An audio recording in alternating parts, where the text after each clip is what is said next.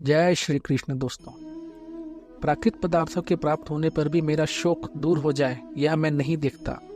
ऐसा कहने के बाद अर्जुन ने क्या किया, इसका वर्णन संजय आगे के 2 श्लोक में करते हैं। संजय उवाच एवमुक्त्वा ऋषिकेशं गुडाकेश परन्तप न योत्स इति गोविन्दं मुक्त्वा तूष्णीं बभूवः। तमुवाच ऋषिकेशः प्रहसन्निव भारत सेनयोरुभयोर्मध्ये विषिदन्तमिदं वचः।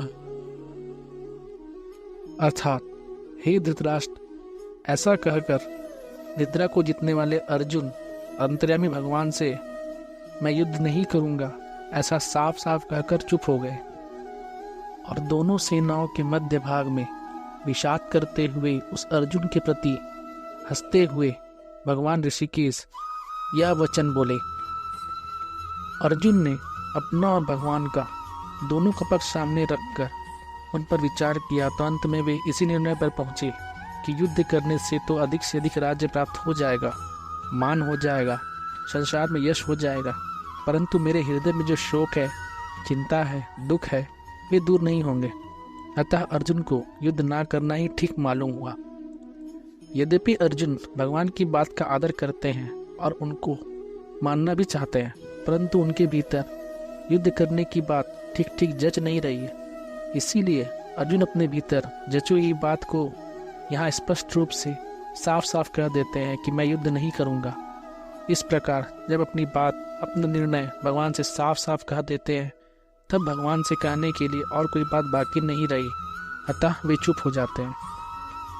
अर्जुन ने बड़ी शूरवीरता और उत्साहपूर्वक योद्धाओं को देखने के लिए भगवान से दोनों सेनाओं के बीच में रथ खड़ा करने के लिए कहा था। अब वहीं पर अर्थात दोनों सेनाओं के बीच में अर्जुन विषादमग्न हो गए।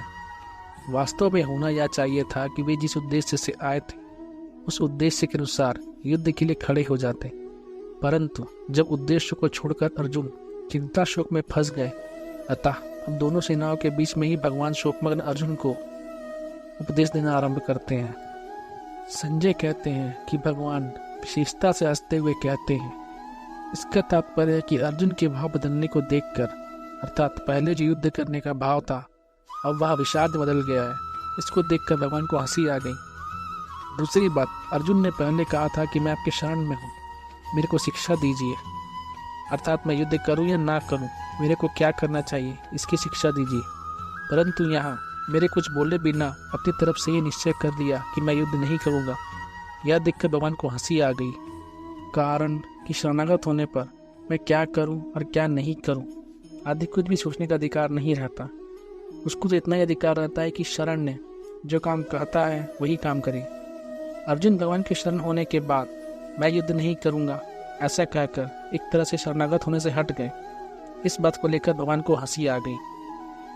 जब अर्जुन ने यह कह दिया कि मैं युद्ध नहीं करूंगा, तब भगवान को यह कह देना चाहिए था कि जैसी तेरी मर्जी आए वैसा कर, परंतु भगवान ने यही समझा कि मनुष्य जब चिंता शोक से विकल हो जाता है तब वह अपने कर्तव्य का निर्णय ना कर सकने के कारण कभी कुछ तो कभी कुछ बोल उठता है। यही दशा अर्जुन की हो रही है। अतः भगवान के हृदय में अर्जुन के प्रति अत्यधिक स्नेह होने के कारण कृपालुता उमड़ पड़ी। कारण कि भगवान साधक के वचनों की तरफ ध्यान ना देकर उसके भाव की तरफ ही देखते हैं। इसीलिए भगवान अर्जुन के मैं युद्ध नहीं करूँगा इस वचन की तरफ ध्यान ना देकर उपदेश देना आरंभ कर देते हैं। जो वचन मात्र से भी भगवान के शरण में हो जाता है, भगवान उसको स्वीकार कर लेते हैं। भगवान के हृदय में प्राणियों के प्रति कितनी दयालुता है। ऋषिकेश कहने का तात्पर्य है कि भगवान अंतर्यामी है, अर्थात प्राणियों के भीतरी भावों को जानने वाले हैं। भगवान अर्जुन के भीतरी भावों को जानते हैं कि अभी तो कौटुंबिक मोह के वेग में आकर और राज्य मिलने से अपना शोक मिटता ना दिखने के कारण यह कह रहा है कि मैं युद्ध नहीं करूँगा, परंतु जब इसको स्वयं चेत होगा तब यह बात ठहरेगी नहीं और मैं जैसा कहूँगा वैसा ही करेगा। जय श्री कृष्ण।